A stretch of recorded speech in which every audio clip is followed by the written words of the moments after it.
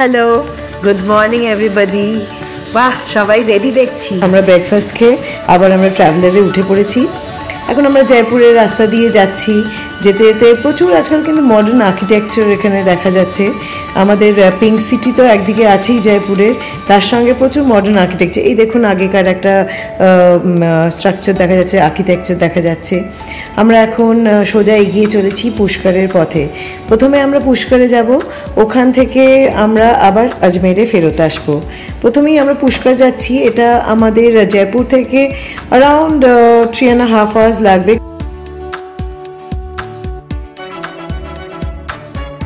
যদিও খুব জোরে যাচ্ছি না, আমরা আস্তে আস্তে এই দেখতে দেখতে যাচ্ছি। অলরেডি আমরা পুষ্করের রাস্তায় কিন্তু এসে গেছি। দেখুন চারদিকে পাহাড়, লেক, একটু পরেই দেখতে পাবেন একটা খুব সুন্দর লেক আছে। প্লাস এই রাস্তা দিয়ে যেতে যেতে আমরা দেখছি এখানে উট, এখানে আবার শুনলাম যে ডেজার্ট সাফারি নাকি প্রচণ্ডভাবে হয়। আমি দেখছি অনেক উটের গাড়ি যাচ্ছে, প্লাস অনেক উট বসে আছে। আমি জিজ্ঞেস করলাম ওখানকার যে ট্রাভেলারের যে ড্রাইভারজি যে কী ব্যাপার, এখানে এত উট কেন? তখন বললো যে না, এখানে ডেজার্ট সাফারির জন্য যদি আপনারা ইন্টারেস্টেড হন ডেজার্ট সাফারিতেও যেতে পারি। কিন্তু আমরা খুব একটা প্রেফার করলাম না, কেন যেহেতু এত গরম, আজকে 46 ডিগ্রি। এই গরমের মধ্যে আমরা এখন এসে পুষ্করে, আমরা ব্রহ্মা মন্দিরের একদম দ্বারে, আমরা ব্রহ্মা মন্দিরে এখন আমরা প্রবেশ করছি। এখানে দেখুন কত লোক, এখানে লোকাল লোক রেগুলারই কিন্তু এখানে পুজো দিতে এখানে আসেন। নট অনলি ট্যুরিস্ট তো যে যায় পুষ্করে দেখতে যাই, রাজস্থানে এটা একটা দেখার জায়গা।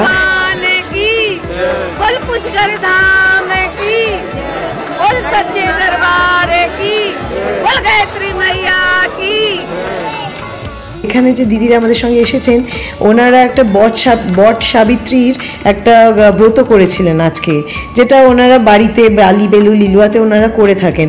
ওনারা আমাকে সকাল থেকে বলছেন আমরা কি বট গাছ এখানে কোথাও পাবো, বট সাবিত্রীর পুজো করব আমরা। তা হঠাৎ একটা অদ্ভুত ব্যাপার হলো যে এখানে পুষ্করে ব্রহ্মা মন্দিরের ভেতর এখানে অলরেডি বট সাবিত্রীর পুজো চলছে। সেখানে ওনারা ওনাদের ব্রত ভাঙলেন। ওখান থেকে বেরিয়ে গিয়ে পুষ্করের লেকে, এই দেখুন আমরা পুষ্করের লেকে অলরেডি এসে গেছি। পুষ্করের লেক কি সুন্দর লাগছে, ঝিলমিল করছে, একদম ঝকঝকে একটা সুন্দর জায়গা, খুব ভালো ওয়েল মেনটেন্ড। এখানে ওনারা এসে ওনারা নিচে ব্রত ভাঙছেন। এখানে পণ্ডিতজি ওনাদের সঙ্গে আছেন, পুজো করাচ্ছেন। এই যে বলে যে পুষ্করের লেকের জল যদি কেউ একবার ডুব দিয়েছে কিংবা পুষ্করের লেকের জল মাথায় দিয়েছেন, তাহলে সেটা ওনাদের পক্ষে সত্যি, যে কোনো মানুষের পক্ষে এটা সত্যি খুবই ভাগ্যের ব্যাপার।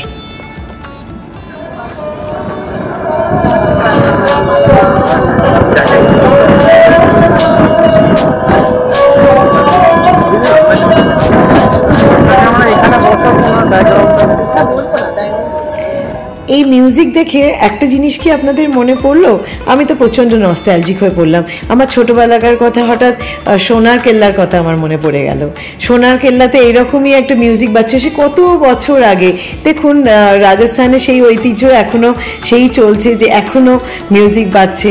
এই যে লেকটির কথা আমরা বলছিলাম, আস্তে আস্তে সেই লেকটির পাশ দিয়ে এখন আমরা যাচ্ছি। দেখুন এত ভালো লাগছে, পাহাড়ের ওপর এইরকম লেক, পাহাড়ি রাস্তা, চারদিকে পাহাড়। আমরা এখন আজমেরের পথে চলেছি। আমরা এই রাস্তায় আমরা আজমের হয়ে, এখান থেকে 15 কিলোমিটার আজমের, এই পাহাড়ি রাস্তা দিয়ে নেবে আমরা আজমের শরীফে যাচ্ছি। এখানে আমরা খ্বাজা গরিব নওয়াজের যে আজমের শরীফ দরগা, এটা সুফি সেন্ট মঈনুদ্দিন চিশতির নামে এই দরগা।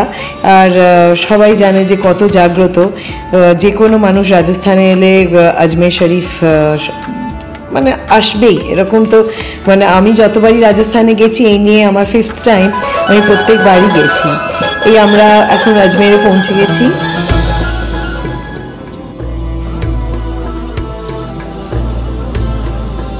অটোয় উঠলাম, অটো করে আমরা একটু ভেতর অব্দি যাবো, কেন বাসটা অনেক দূরে দাঁড়ায়, কিন্তু কিছুটা রাস্তা আমরা অটো থেকে নেবে হেঁটেও যাব।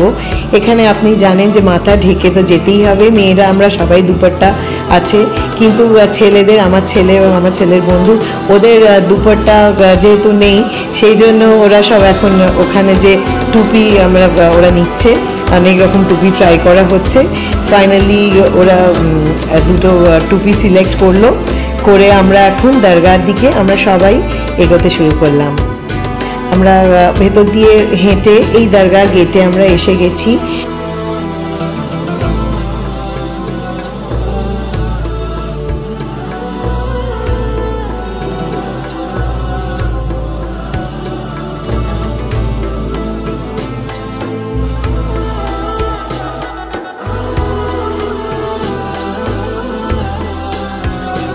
আমরা এই যে ভেতরে আমরা বসলাম।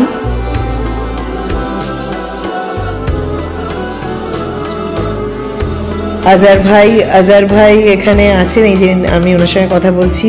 উনি হচ্ছেন যে এই যে সুফি সাহেব যে যিনি ছিলেন, যে মঈনুদ্দিন চিশতি যার নামে দরগা, ওনারই বংশধর।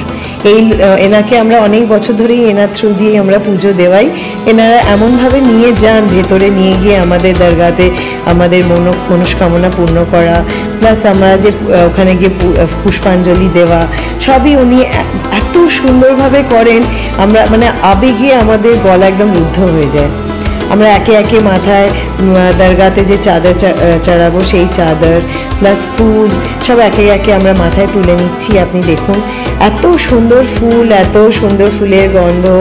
এখানে আমি জয়পুরে দেখেছি, যেখানেই আমরা যাচ্ছি এই গোলাপ ফুলের একটা স্পেশাল একটা সুন্দর গন্ধ আমরা পাচ্ছি।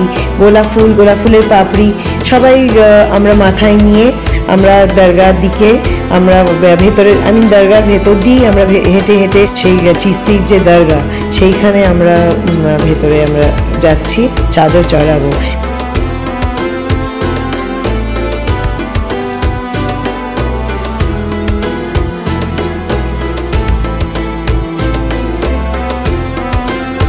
আমরা ভেতরে দাঁড়িয়ে আছি, আপনি দেখছেন দরগা একদম ভেতরে মঈনুদ্দিন চিশতির যে দরগা, ওখানে আমরা দিয়ে আমরা ফুল চড়িয়ে, যেটা আমরা ওখানে আমরা তুলতে পারলাম না, ওটা অ্যালাউড নয় ক্যামেরা, সেই জন্য তুলতে পারলাম না। এই যে বাইরে এলাম, এখানে দেখছেন পেছনে মানুষজন বসে আছে, 6:20 হয়ে গেছে, এখন ওনারা আফতার, ওনারা ওটাকে ব্রেক করবেন, সারাদিন ফাস্টিং। এখানে একটা অদ্ভুত টাইমে এসে পৌঁছলাম আমরা, এত ভালো লাগছে এসে যে আমাদের প্রত্যেকে আমরা আবেগে একদম গলা রুদ্ধ হয়ে যাচ্ছে। আমরা নিজেদের মনস্কামনার যে ডোর আমাদের হাতে দিয়েছে সেগুলো আমরা বাঁধছি। আর ওখানে আমরা এই যে পবিত্র জল সেটা খেয়ে চোখে লাগিয়ে আমরা আবার এগিয়ে যাচ্ছি। কেন যে আমরা ওই যে একটা আমরা দেখুন এখানে এসেছি, এটা হচ্ছে গিয়ে যে বাড়ি দেগ, মানে দেখছি আর কি বলতে পারেন, বিশাল দেখছি। এখানে 48,000 কেজি এর মধ্যে রান্না হয়, ভোগ রান্না হয়। এমনকি অনেকের মান্নাত থাকলে, মানত থাকলে ওনারা এখানে মানত পুরো করেন। এটা হচ্ছে ছোটি দেগ, এটা হচ্ছে মানে ওর থেকে একটু সামান্য ছোট দেখছি। এখানে দেখতে পাবেন আপনারা, আমরা সিঁড়ি দিয়ে ওপরে উঠছি, এখানে কাঠ রাখা আছে বাঁদিকে, এই কাঠের আগুন দিয়ে কিন্তু রান্নাটা হচ্ছে। মানে একটা অদ্ভুত রকমের গন্ধ বেরোচ্ছে চারদিকে, গন্ধে মম করছে। যাদের অনেকের আশা পূর্ণ হয়েছেন তারা ওখানে ভোগের জন্য, রান্নার জন্য ওনারা সব ওর মধ্যে কাজু কিশমিশ দিয়ে একটা অসাধারণ একটা খিচুড়ি রান্না হচ্ছে। এই আমরা এখন এই দরগার গেট দিয়ে বেরিয়ে আসছি। বেরিয়ে এসে আমরাও যাব, আমরাও গিয়ে প্রসাদ নেব সবাই। এবারে ইফতারের টাইম হয়ে গেছে। আর একটা জিনিস আমি দেখলাম, ইফতার যে ব্রেক করব আমরা, সেই তার আগে একটা বিশাল জোরে ক্যানন ফায়ার করলো।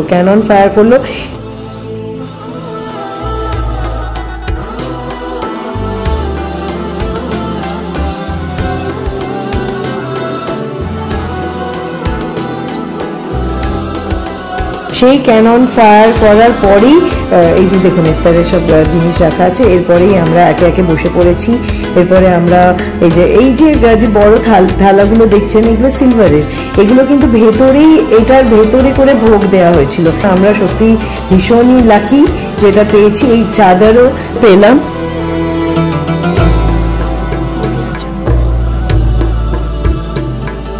এই দরগায় আমরা পুজো দিয়ে এবারে আমাদের হোটেল ফেরার পালা।